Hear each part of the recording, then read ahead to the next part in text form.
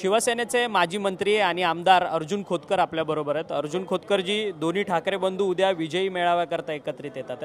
Thackeray brand हा पुन्हा दिसणार का आणि राज्याच्या राजकारणात दोन्ही ठाकरे जर एकत्रित आले तर काय परिणाम होणार? कारण की आता तुम्ही मात्र शिंदेंच्या शिवसेनेत आहात। हे बघा, मुळामध्ये आपली राजघटना किंवा आपण लोकशाहीमध्ये जगतो हे लक्षात घेतलं पाहिजे। घटनेने हे सर्वाला स्वायत्त दिलेलं आहे।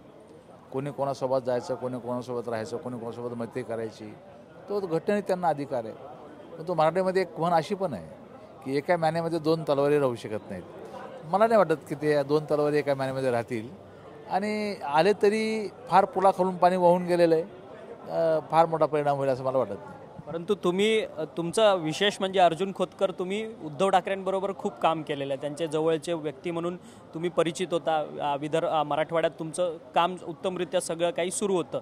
आता उद्धव ठाकरे यांच्यावरतीच आरोप होतात की राज ठाकरे यांना राजकारणात अर्थात शिवसेनेतून बाहेर काढण्याचं काम जे आहे ते उद्धव ठाकरे यांनी केलेलं आहे। सातत्याने तसं नारायण राणे देखील म्हणतात, त्यांनी त्या संदर्भात सगळं लिहिलं सुद्धा आहे। हीच वस्तुस्थिती खरी होती का? आणि आता हे दोन ठाकरे एकत्रित येतात, त्याच्यानंतर सुद्धा काही राजकारणात एकमेकांना बाजूला करण्याचा त्यांचा एकमेकांचा प्रयत्न असेल? नाही, हे मी बोलल्याने त्याच्यावर शिक्कामोर्तब होणार आहे का? महाराष्ट्रातल्या प्रत्येक नागरिकाला माहिती आहे काय झालेलं आहे राजसाहेबांसोबत। त्यामुळं मला असं वाटत नाही की राजसाहेब पुन्हा धोका खातील।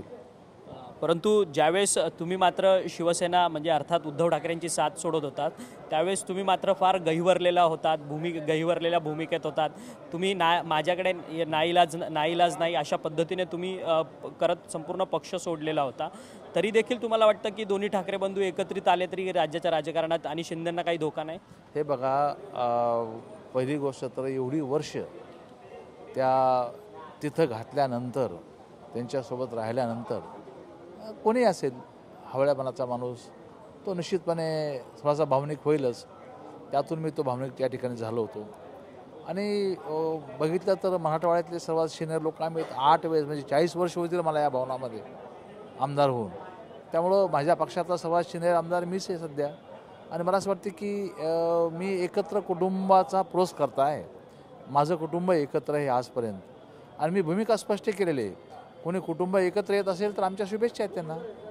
परंतु आता राज्याच्या राजकारणामध्ये दोन ठाकरे बंधू जर एकत्र येत असतील ते टिकतील की एकनाथ शिंदे टिकतील का? Dedicated common man. अरे अर्थातच एकनाथ शिंदे माणूस काय आहे तो, विचार करा ना। अरे एवढ्या कमी कालावधीमध्ये एकनाथ शिंदेचे निर्णय चिरकाल नाही, पूर्ण कित्येक वर्ष, असं 1000 वर्ष त्यांचे निर्णय लक्षात राहतील। लाडकी बहीण योजना ही एका समूहाला अर्ध्या घटकाला म्हणजे अशी योजना आणणारा एकमेव माझ्या 45 वर्षाच्या आयुष्यामध्ये असा एकमेव मुख्यमंत्री बघितला मी की एवढ्या चांगला निर्णय घेणारा आहे मुख्यमंत्री या राज्याने कधी बघितला नाही। धन्यवाद, तुम्ही आमच्याशी बातचीत केलं। खरं तर पुलाखाली खूप पाणी वाहून गेलेलं आहे असं मत जे आहे ते अर्जुन खोतकर यांनी व्यक्त केलेलं आहे। त्यामुळे दोन्ही ठाकरे बंधू जरी एकत्रित आले तरी त्याचा राजकीयदृष्ट्या काही फायदा होणार नाही, कारण की एका मॅनामध्ये दोन तलवारी ज्या आहेत त्या राहू शकत नाही असं थेट रोखठोक मत जे आहे ते शिवसेनेचे माजी मंत्री आणि आमदार असलेले अर्जुन खोतकर यांनी आपल्याशी बोलताना केलेलं आहे। व्हिडिओ जर्नलिस्ट खंडू कसबेसह अक्षय मंकणी, TV9 मराठी, मुंबई।